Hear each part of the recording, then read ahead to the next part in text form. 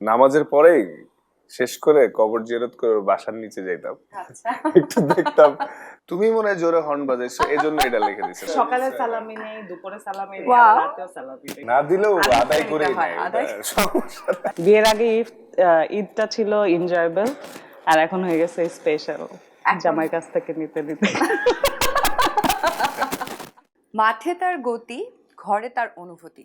প্রিয় দর্শক, বাংলাদেশের মাঠের এগ্রেসিভ পেসার তাসকিন আহমেদ আসলে ঘরে কেমন? তিনি কি ঘরেও এগ্রেসিভ, নাকি চুপচাপ, নাকি ইমোশনাল? এই প্রশ্নগুলোর উত্তর জানবার চেষ্টা করব।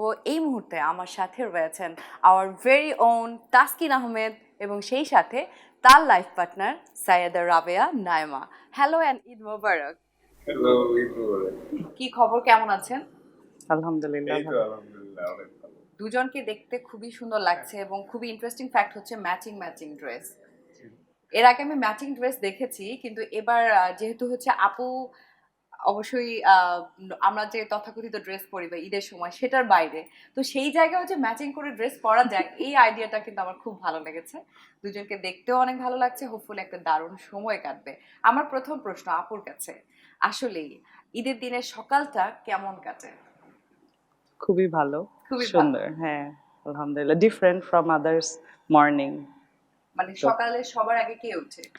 সকালে মা ওঠে, কারণ মা আমরা ওঠে, জয়েন্ট শাশুড়ি ফ্যামিলি। হ্যাঁ, শাশুড়ি মা ওঠে, তারপর আমাদেরকে উঠায়, আমি উঠি, মার সাথে একটু হেল্প করি। এই তো স্টার্টটা এভাবেই হয়।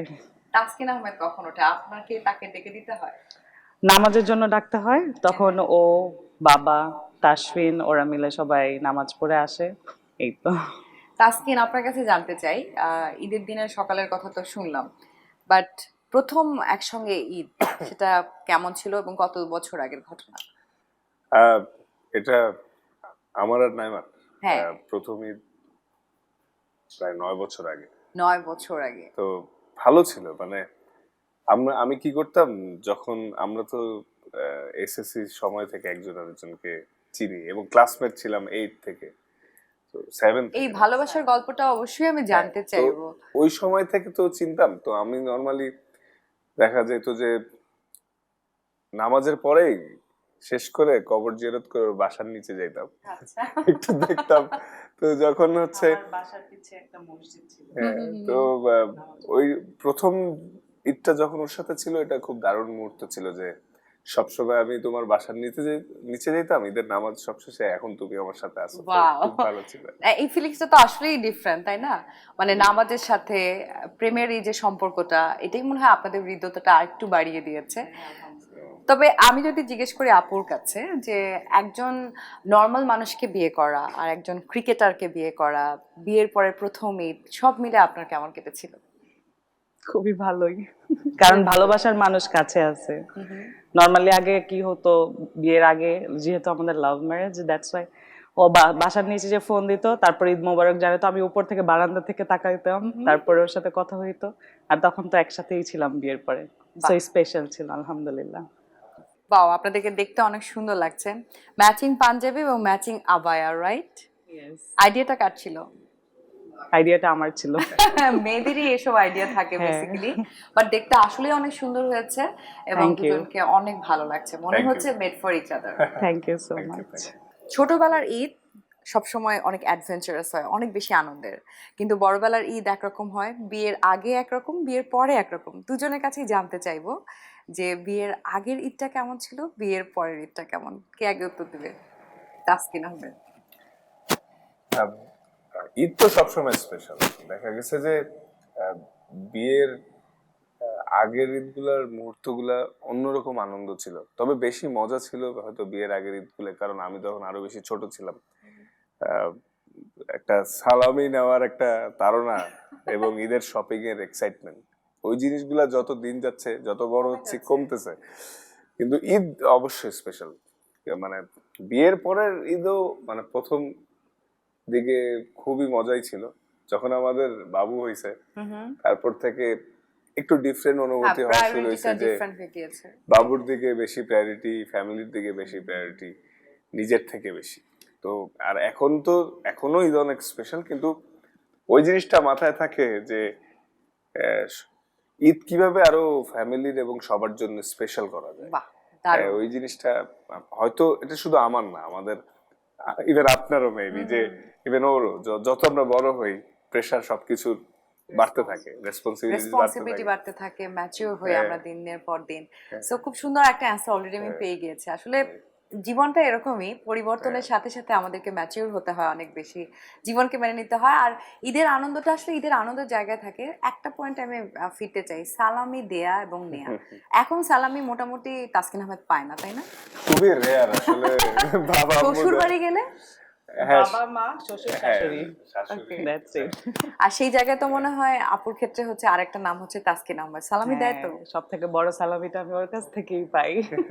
মানে সেটা তো ঠিকঠাক মতো দেয়? হ্যাঁ, নাকি অবশ্যই। না দিলেও আদায় আদায় করে করে নিতে হয়, নেয়, আদায়? এটা সমস্যা না। মানে ওর কাছ থেকে আমি সকালে সালামি নেই, দুপুরে সালামি নেই, Wow. আর রাতেও সালামি নেই।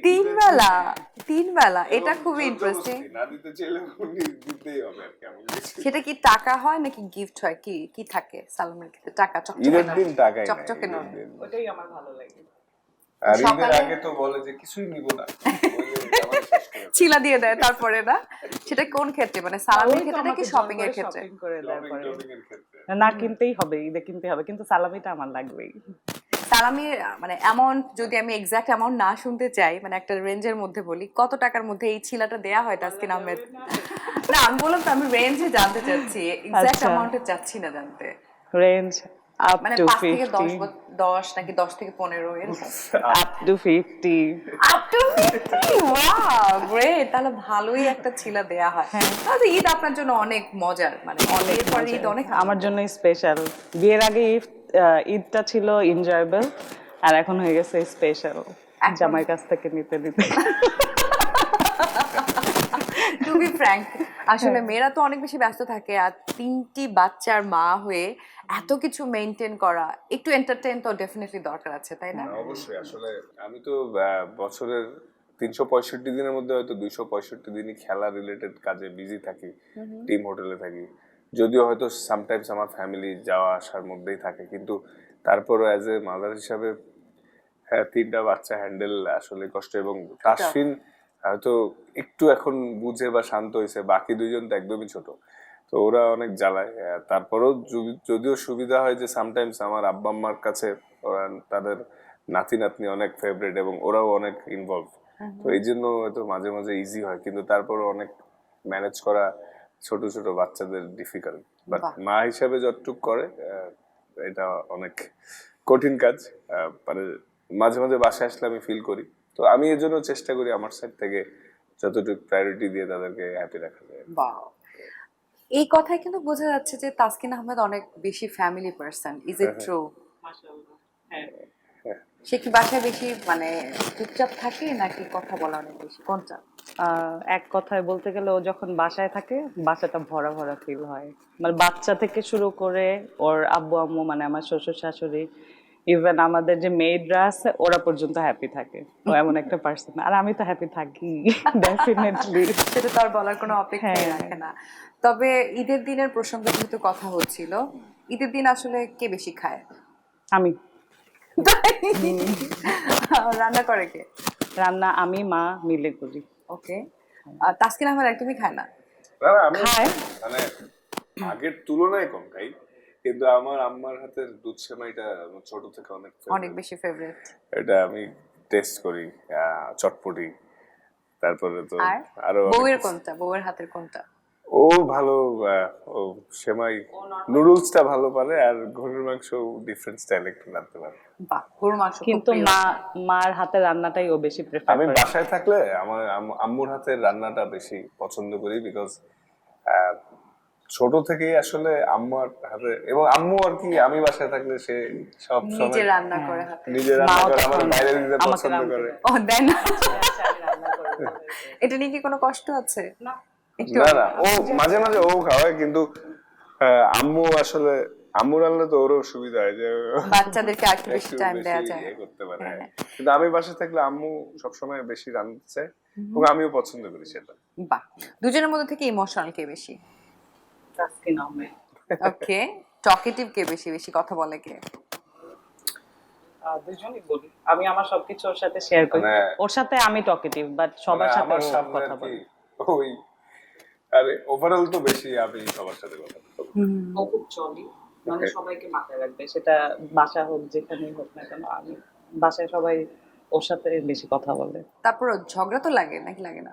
ঝগড়া তো ডেফিনেটলি লাগবে, এটা সব জায়গায় লাগে। সবচেয়ে দোষী মানুষ ওর কাছে আমি। আচ্ছা সবকিছুতে অন্য কেউ দোষ করলেও ভাবে এটা আমি করছি।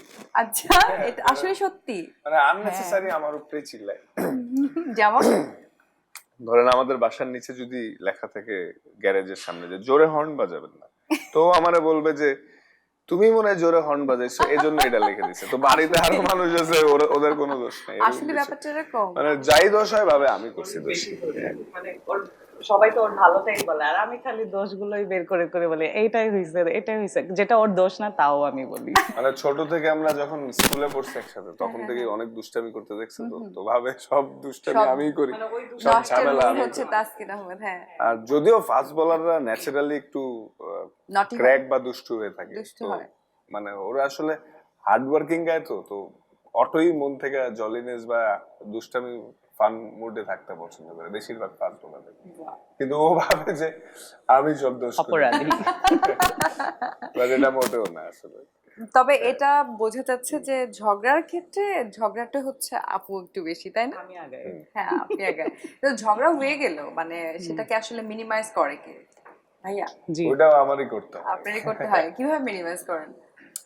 আহ, সরি বলে মানে ফুল নিয়ে ধরেন আসে 2-3 নাকি গিফট ধরে, নিয়ে আসে? মানে সে রাগ টাগ করলে তো একদিন 2 দিন ধরে মানে রাগের ঢ্যাপ ধরে থাকে, ঠিক আছে? তো আমার ধরেন ওর পছন্দের খাওয়া বা মানে কোন জিনিসটা একটু সামনে নিলে মনটা নরম হবে ওই সব দিয়ে ট্রাই করি, খাওয়া দাওয়া পাই। তো ও জানে যে মানে খাবে না এগুলো, জিনিস নিয়ে আসে ট্রাই করি যা পছন্দ করি। সামহাও ওকে কনভিন্স করেন তাড়াতাড়ি। মানে আমার আবার রাগ উঠলে 1 ঘন্টা 2 ঘন্টা থাকে, ঠিক হয়ে যায়, কিন্তু ওর আবার 1-2 দিন ক্যারি করে। বাট আমার যদি আবার, আমার আল্লাহর রহমতে আমার ধৈর্য এবং সহ্য ক্ষমতা অনেক বেশি, কিন্তু কারো প্রতি যদি ভ্যালিড রিজনে রাগ হয় সেটা একদম লং টার্মের জন্য থেকে যায় বা আমি তার সাথে ডিটেলস হয়ে যায়। কিন্তু এমনি ছোটখাটো খুনসুটি আমার কাছে বেশিক্ষণ সাস্টেন করে না। বাহ, তবে এটা বোঝা যাচ্ছে যে দুজনের মধ্যে আন্ডারস্ট্যান্ডিংটা খুব সুন্দর, আপনাদের কেমিস্ট্রিটা অনেক বেশি সুন্দর। আলহামদুলিল্লাহ। আলহামদুলিল্লাহ। আর আপু হচ্ছে একটু ফুডি, মানে খাওয়ার ব্যাপারে অনেক বেশি শৌখিন। হ্যাঁ, সামটাইমস রাগ ভাঙানোর জন্য আমার জন্য চিকেন স্যান্ডউইচ নিয়ে আসে, কারণ আমি চিকেন স্যান্ডউইচ পছন্দ করি। একদম ছোট থেকে। ছোটবেলা থেকে। হ্যাঁ।